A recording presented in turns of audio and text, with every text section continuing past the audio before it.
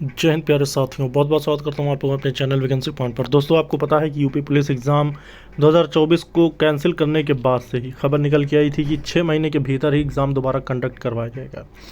यानी जब exam cancel हुआ था तब से लेकर अब तक, यानी कि जून महीने में 6 महीने पूरे होने वाले हैं। और वहीं 6 महीने पूरे होने के साथ साथ क्या ये वाकई जून में इस परीक्षा को कराना संभव हो पाएगा या फिर भर्ती बोर्ड इस पर क्या प्रतिक्रिया रखता है, तो इस संबंध में वीडियो मैं आप लोगों के सामने बना रहा हूं, क्योंकि बहुत सारे अभ्यर्थियों के सवाल रहे हैं।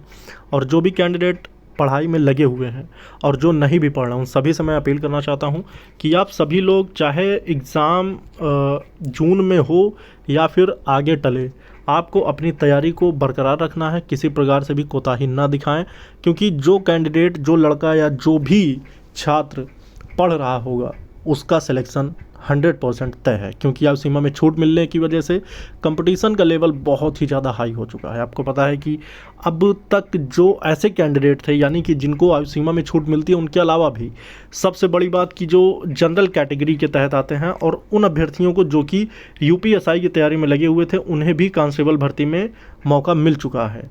और ऐसे में कोई भी ऐसा कैंडिडेट जो एवरेजन, मतलब अपने आप को एक एवरेज, या फिर अगर मैं बात करता हूं कि टोटल 150 क्वेश्चन में अगर किसी के 115 120 क्वेश्चन आ रहे हैं, तो वो अपने आप को ये ना समझे कि वो पूरी तरह से सेफ़ है। क्योंकि अब कंपटीशन आपका बढ़ चुका है और अब इस चीज़ को आपको इंक्रीज़ करना होगा। और अगर आप इंक्रीज़ नहीं कर पाते तो आप यहाँ पर अपने आप को इस मौके से खो देंगे।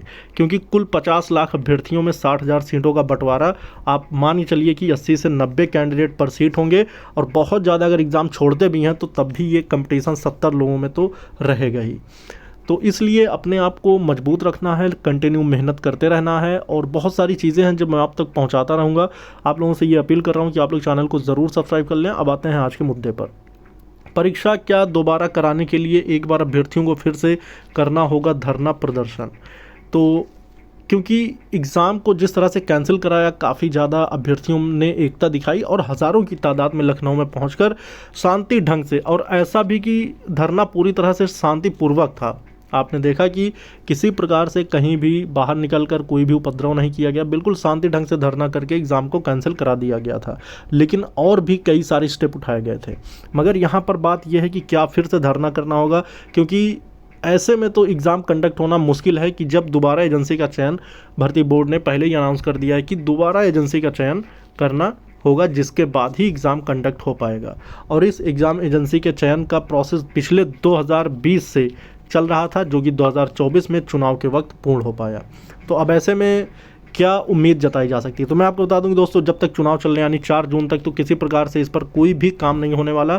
और 4 जून के बाद अगर एजेंसी का चयन के लिए टेंडर निकाले जाते हैं तो ये भी उम्मीद नहीं जताई जा सकती कि जून में ही एजेंसी का चयन हो जाएगा। ना जाने कितने समय लगेंगे, और एजेंसी चयन होने के बाद भी महीनों लग जाते हैं एग्ज़ाम कंडक्ट करवाने में। तो ये सारे ही प्रोसेस एक बार फिर से अभ्यर्थियों को धकेल रहे हैं धरना प्रदर्शन की तरफ। तो क्या होगा आखिर इसका अंतिम रूप से अंतिम निर्णय, ये देखना बाकी होगा। फिलहाल 4 जून तक कुछ नहीं कहा जा सकता। 4 जून तक किसी प्रकार की भर्ती बोर्ड से कोई अपडेट नहीं आने वाली, जब तक कि लोकसभा चुनाव का निर्णय नहीं आ जाता है। उसके बाद अभ्यर्थियों को क्या करना होगा, ये तमाम तरह की जानकारियाँ, और साथ ही साथ जो भी कैंडिडेट पढ़ेगा वही पाएगा। आप अपनी पढ़ाई को बरकरार रखें, और जितने भी चीज़ें, जितनी भी इन्फॉर्मेशन, जितने भी जानकारियाँ हम तक पहुँचेंगी वो सभी आप तक पहुँचाता रहूँगा। फिलहाल लगा हुआ हूँ यूपी पीएससी वाली नई वैकेंसी, जेल वार्डर की नई वैकेंसी, और फायरमैन की नई वैकेंसी, और यूपीएसआई की नई वैकेंसी की जानकारी के संबंध में जो भी अपडेट्स मुझे मिलती रहेंगी वो सभी आप तक पहुँचाता रहूँगा। आप लोग अपना सपोर्ट, सहयोग बनाए रहें। फिलहाल इस वीडियो में इतना ही। जय हिंद, जय भारत।